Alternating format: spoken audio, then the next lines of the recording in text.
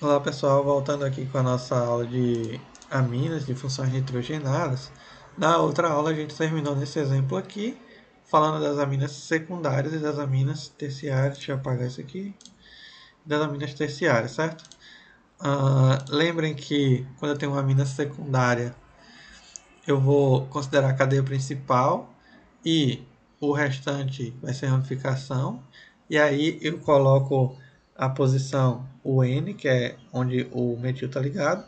Quando eu tenho a amina terciária, a mesma coisa, eu vou escolher a maior cadeia e o restante vai ser ramificação, no caso aqui duas, ó, um metil e um no metil, certo? Por isso que eu coloco 2,N aqui.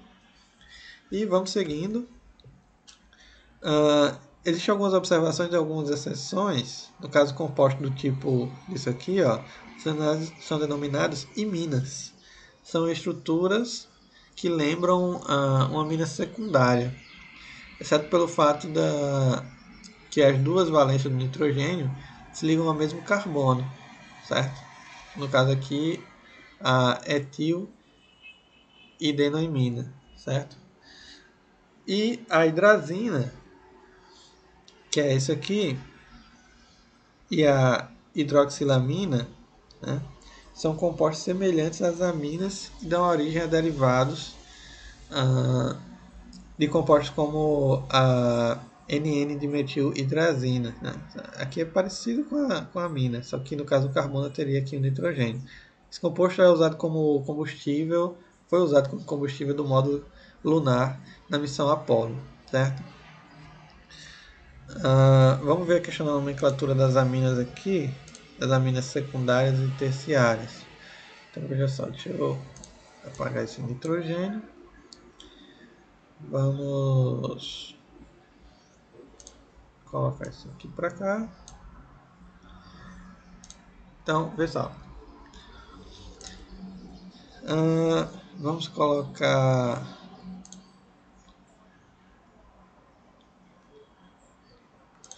aqui. Vamos colocar um nitrogênio aqui e fazer uma amina terciária, certo? Então vamos dar um nome para esse composto. Primeiro, a gente vai escolher a maior cadeia, certo? A maior cadeia, obviamente, vai ser essa aqui, ó. Certo? Essas outras duas aqui são menores. Então, vamos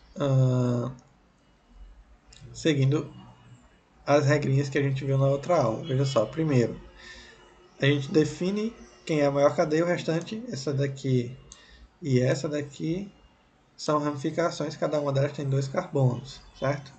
Então, são ramificações iguais. Então a gente vai, como é etil, ela vem antes do metil. Deixa eu apagar isso aqui. Então a gente vai ter o seguinte. No N e no N, eu tenho 2, né, de radicais etil, 2 radicais etil. Um deles está no N e o outro também está no N. Ok. Depois, aqui no carbono de número 1, eu tenho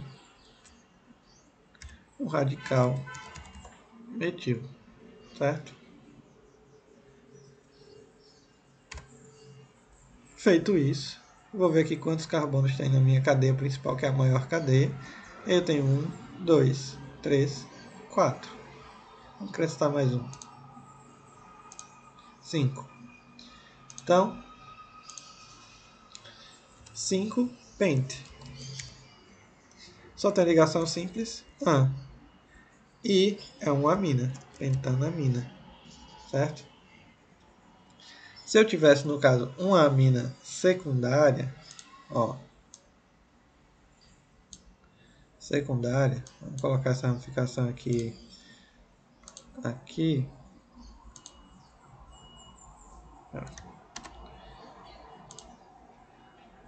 pronto, vamos mudar agora. Se eu tiver aqui uma amina secundária, então vê só. Primeiro que eu vou ter um etil aqui no N e outro no 2. Então vai ser N 2 ou 2N, tanto faz. De etil, né? Eu tenho dois radicais etil. Depois, 1, 2, 3, 4 metil, né? Na posição 4. E 1, 2, 3, 4, 5 pentanamina. Então, N2 de etil, 4 metil, pentanamina. Ok? Vamos seguindo. Então, eu tenho aqui, isso que a gente já viu. As aminas, elas apresentam um caráter básico. O que isso quer dizer? Veja só, vamos primeiro relembrar um pouquinho o que é ácido e o que é base. A gente tem várias teorias de ácido e base, mas 3 delas se destacaram durante a história, que foram as teorias de Arrhenius, Bronsted-Lowry e a teoria mais moderna, que é o que a gente usa até hoje, tem um tracinho aqui entre esses números, que é a teoria de Lewis, que é utilizada com conceitos extremamente abrangentes, certo? Lewis nasceu em 1875, morreu em 1946 e em 1923 ele estabeleceu sua teoria de ácidos e bases, onde ele falou que ácido é toda espécie química, íon ou molécula, capaz de receber um par de elétrons, e base é toda espécie, íon ou molécula, capaz de oferecer um par de elétrons. Se a gente for pensar nas aminas, que são derivadas da amônia, a amônia tem um par de elétrons a oferecer. Então, a amônia por si só seria uma base. O trifluoreto de boro, como ele recebe par de elétrons, ele seria um ácido de Lewis, certo? Então, como o átomo de nitrogênio na molécula das aminas pode oferecer um par de elétrons, no caso receber um próton, sendo o conceito de Bronsted-Lowry, as aminas têm um caráter básico. As aminas alifáticas são mais básicas que as aromáticas, porque nas aromáticas o par de elétrons livres do nitrogênio tende a entrar em ressonância com os elétrons no anel, diminuindo a sua disponibilidade. Ou seja, veja só, se esse par de elétrons aqui é o par de elétrons que vai reagir, que vai ser doado, se ele estiver distribuído aqui no meu anel, aqui ó, no anel aromático, se ele estiver distribuído aqui, vai ser mais difícil remover esses elétrons da estrutura. Se é mais difícil, faz com que essa base não seja tão forte, né? Ela teria um caráter mais fraco. Por quê? Porque torna-se difícil disponibilizar os elétrons aqui através da estrutura, se a gente for comparar com uma base alifática, por exemplo, certo? Então, porque isso aqui eu tenho efeito de ressonância, né? Vocês talvez já tenham visto na questão dos aromáticos, certo? A ordem crescente de basicidade, né, da força da base, seria dessa forma aqui, ó, as aminas secundárias, as aminas primárias, aminas terciárias, amônia, aí as aromáticas, certo? Então, vamos ver as questões das aplicações das aminas e a presença delas na nossa vida. A função amina, ela está presente nos aminoácidos e aí daí já está de fato a sua presença na nossa vida, né? Nós somos formados por aminoácidos, proteínas e são extremamente importantes para a composição do nosso organismo, certo? São componentes fundamentais. Os aminoácidos eles se ligam, eles digamos que polimerizam, né? Para formar as proteínas, né? Por que é aminoácido? Porque é uma amina, na estrutura tem amina e tem ácido. Ó. A gente viu nas funções oxigenadas que os ácidos carboxílicos têm essa estrutura. E a gente acabou de ver que as aminas têm essa estrutura. Então, se eu tiver uma estrutura, um carbono que tem um grupo ácido e um grupo amina, obviamente eu vou ter um aminoácido, certo? Decorre daí a presença de aminas na decomposição dos animais mortos. Por exemplo, a trimetilamina é esse composto aqui, ele dá aquele odor de cheiro de peixe podre. Quando os animais, no geral, os cadáveres, entram em decomposição, inclusive os nossos, seres humanos, há a produção de 1,4 de aminobutano, que é a putrescina, e 1,5 de aminopentano, que é a cadaverina. Esses compostos aqui que dão o odor de cadáver, certo? A trimetilamina é a principal componente do cheiro de peixe podre, né? E essas que eu acabei de falar dos cadáveres no geral. Industrialmente, as aminas são usadas em certos tipos de sabão, na vulcanização da borracha e em inúmeras sínteses orgânicas, certo? Em particular, as aminas aromáticas são muito importantes na fabricação de corantes. Todo mundo deve conhecer a anilina, né? A anilina é um composto utilizado, né, com essa estrutura aqui, utilizado para a produção de corante.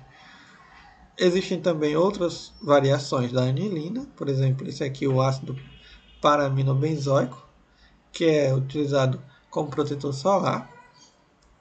E aqui o acetaminofeno, que é um analgésico e um antitérmico. Também tem a função amina aqui em sua estrutura, certo? As aminas também são muito importantes quando são cíclicas, né? Com heterocíclicos. Por exemplo, aqui nós temos a classe das piridinas, das piperidinas, pirrol e pirrolidinas. Essa daqui, as peridinas e as piperidinas, elas são utilizadas como fármacos muitas vezes. Pirrol é utilizado para polimerização, polipirrol, que é um polímero semicondutor que é utilizado na indústria, principalmente na produção de filmes semicondutores. Esses anéis eles aparecem também nos chamados alcaloides, que a gente vai ver acho que na próxima aula. Nós temos também